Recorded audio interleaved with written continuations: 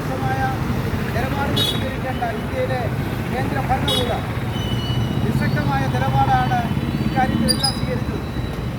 അമിതമായ വിലക്കയറ്റത്തിലേക്ക് നമ്മുടെ രാജ്യം അതിവേഗതയിൽ എത്തപ്പെടുന്ന ഒരു സാഹചര്യം, പരിഹാരം കാണേണ്ട ഒരു സാഹചര്യം, അതിനാവശ്യമായ നിലപാടുകൾ സ്വീകരിക്കുന്നതിന് പകരം ജനങ്ങളെയാകെ ദുരിതത്തിലേക്ക് തള്ളിവിടുന്ന ഒരു പൊതു സമീപനമാണ് നമ്മുടെ രാജ്യത്തിൻ്റെ ഭരണാധികാരികൾ സ്വീകരിച്ചിരിക്കുന്നത്.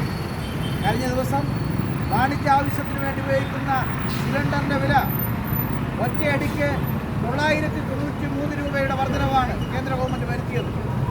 ഇന്ത്യയുടെയും ലോകത്തിൻ്റെ ചരിത്രത്തിൽ ഇങ്ങനെ ഒറ്റയടിക്ക് 1000 രൂപയുടെ വർധനവ് നമ്മുടെ പാചകവാതകത്തിൻ്റെ എന്ന് മാത്രമല്ല ഓരോ സാധനത്തിൻ്റെയും കാര്യത്തിൽ അനിയന്ത്രിതമായ ഒരു വിലക്കയറ്റത്തിലേക്ക് പോയതിൻ്റെ മുൻകാല അനുഭവം നമ്മുടെ മുന്നിലില്ല.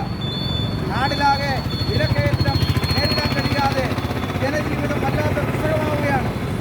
ഇപ്പോൾ എവിടെ ഇറങ്ങിയാലും, ഗ്രാമപ്രദേശങ്ങളിലാകട്ടെ നഗരത്തിലാകട്ടെ, എവിടെ പോയാലും ഒരു ചായ പോലും കുടിക്കാൻ കഴിയാത്ത സ്ഥിതിയിൽ ഹോട്ടൽ മേഖലയാകെ അടച്ചുപൂട്ടലിൻ്റെ വക്കിലേക്കെത്തി. നിരവധികളായ ഹോട്ടൽ ജീവനക്കാർ, ചെറുകിട കട്ടിടക്കാർ, അതുകൊണ്ട് ജീവിതം മുന്നോട്ട് കൊണ്ടുപോയിരുന്ന പാവപ്പെട്ട തൊഴിലാളികൾ അതെല്ലാം അടച്ചുപൂട്ടി കുടുംബങ്ങളൊന്നാകെ പട്ടിണിയിലെ അവസ്ഥയിലേക്ക് പോവുകയാണ്.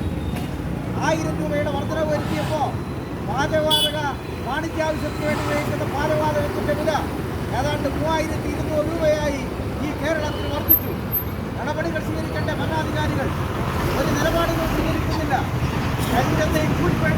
ഈ മേഖലയിൽ വ്യാപകമാവുകയാണ്. പാചകവാതകം കിട്ടാനില്ലാത്ത അവസ്ഥയായി. ഒരു നിലപാട് കേന്ദ്ര ഗവൺമെൻറ് സ്വീകരിക്കുന്നില്ല.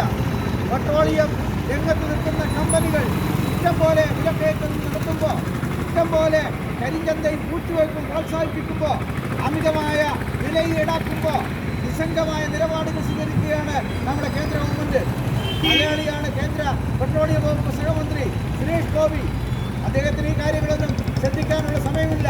വല്ലപ്പോഴുമാണ് ഡൽഹിയിൽ പോകുന്നത്. ഡൽഹിയിൽ പോയാൽ നരേന്ദ്രമോദിയുടെ മുന്നിൽ നിന്നുകൊണ്ട് ഈ കാര്യങ്ങൾ പരിഹരിക്കണമെന്ന് പറയാനുള്ള ആർജവത്വമില്ല. അദ്ദേഹം സിനിമ ഷൂട്ടിംഗ് പോലെയാണ് ഈ കാര്യങ്ങളെ കാണുന്നത്. മതവും ജാതിയും പറഞ്ഞ് ജനങ്ങളെ ഭിന്നിപ്പിക്കുക എന്നുള്ളതിനപ്പുറത്തേക്ക് കേന്ദ്ര പെട്രോളിയം വകുപ്പിൻ്റെ സഹമന്ത്രി ചുമതല വഹിക്കുന്ന സുരേഷ് ഗോപി മലയാളികൾക്ക് തന്നെ അപമാനമായ രീതി മാറുകയാണ്. ഒരു കാര്യത്തിനും ഇടപെടാതെ അദ്ദേഹത്തിന് ഇതൊന്നും ബാധകമല്ല എന്നുള്ള നിലയ്ക്കാണ് മുന്നോട്ട് പോകുന്നത്. കേരളത്തെ ജനതയുടെ മുന്നിൽ വന്നുപോയിരിക്കുന്ന ഈ കൊടിയ ദുരന്ത സമാനമായ ഒരു സാഹചര്യം പരിഹരിക്കാൻ ആവശ്യമായ നിലപാട് കേന്ദ്ര ഭരണകൂടം സ്വീകരിക്കണം. ഇപ്പോൾ പാചകവാതകത്തിൻ്റെ വാണിജ്യ സിലിണ്ടറിൻ്റെ വിലയാണ് കൂടിയത്. നാളെ ഗാർഹിക സിലിണ്ടറിൻ്റെ വില ഏത് നിമിഷവും വർദ്ധിപ്പിക്കുമെന്നാണ് വരുന്ന റിപ്പോർട്ടുകൾ സൂചിപ്പിക്കുന്നത്.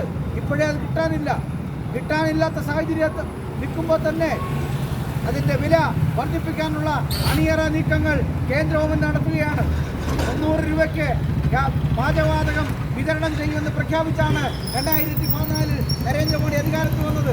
BJP ഒരുപാട് സമരം നടത്തി.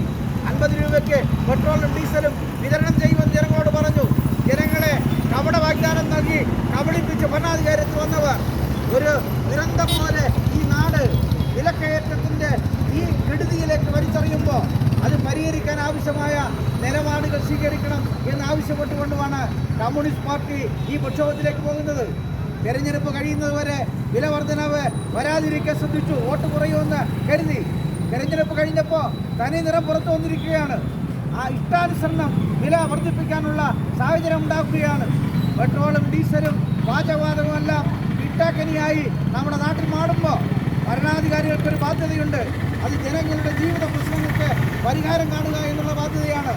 അതിന് കഴിയാത്ത ഭരണാധികാരികളാണെങ്കിൽ ജനങ്ങളോട്